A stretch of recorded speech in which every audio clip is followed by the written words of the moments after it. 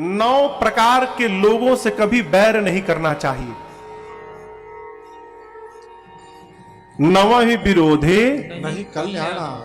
9 व्यक्ति कौन? पहला व्यक्ति शस्त्री, जो हथियार रखा हो, शस्त्र रखा हो, बंदूक रखा हो, ऐसे आदमी से बैर नहीं करना चाहिए, निकाल के मार देगा।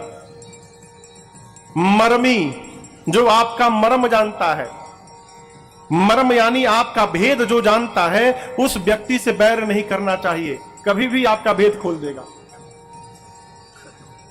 एक आदमी का एक बेटा था 6 साल का,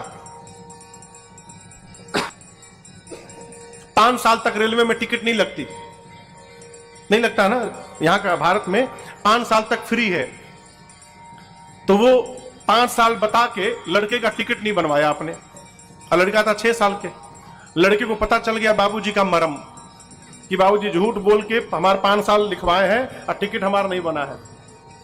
तो अब ट्रेन खुली, जैसे कोई खाने वाला झाल मुड़ी निकला, बाबूजी झाल मुड़ी, तब बैठो, बता देंगे हम। क्या बता दोगे? हम 6 साल के, हम बता देंगे टीटी अंकल को।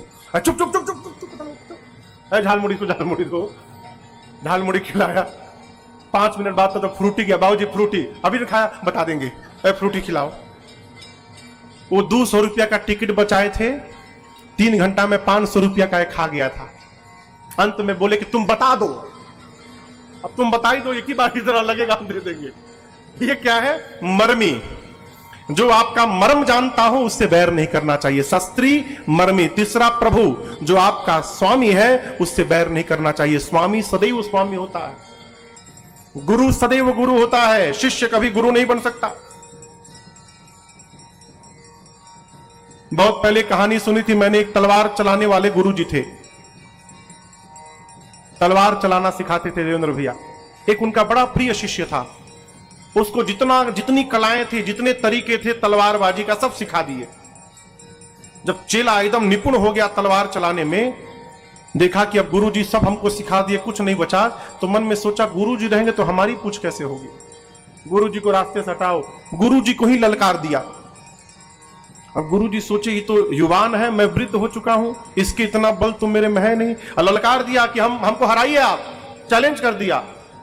गुरुजी बोले ठीक है बेटा, तिथि निर्धारित भई, अमुक तारीख को अमुक मैदान में सुबह 10 बजे से द्वंद्व शुरू होगा, तलवार का युद्ध। म्यान जानते हैं? म्यान किसे कहते हैं? जिसमें तलवार रखा जाता है।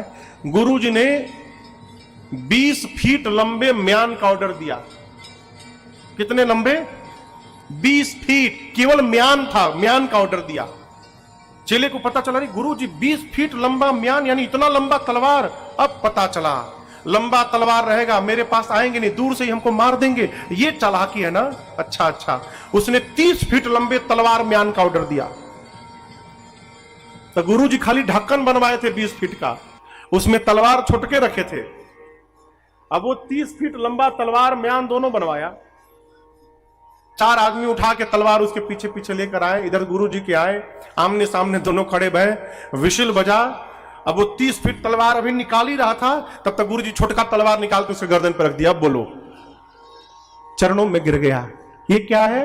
प्रभु, स्वामी सदगुरु सर्वकाल गुरुत्व से संपन्न होता है। सदगुरु से, स्वामी से, प्रभु से वैर नहीं करना चाहिए। शस्त्री, मर्मी, प्रभु, सठ यानी मूर्ख व्यक्ति। मूर्ख व्यक्ति से कभी नहीं उलझना चाहिए, वो मूर्खता में ही आपको समाप्त कर देगा।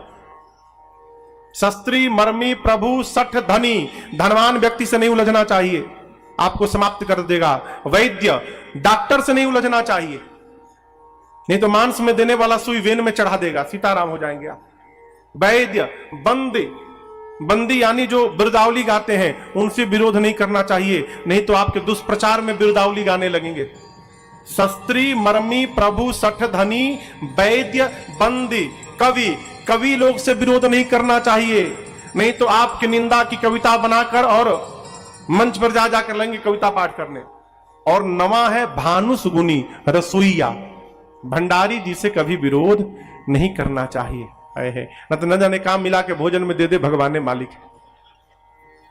मारीच मन में सोचा इन 9 से विरोध नहीं करना चाहिए। रावण शस्त्री भी है, मर्मी भी है मेरा, जानता है मैं पहले कौन था, प्रभु भी है, असठ तो है, धनी भी है, इससे विरोध करने में कुछ होने वाला नहीं है। मारीच ने सोचा अब मरना तो तय है, लेकिन इस पापी के हाथों क्यों मरा जाए, चल के भगवान के हाथों मरा जाए। चला मारीच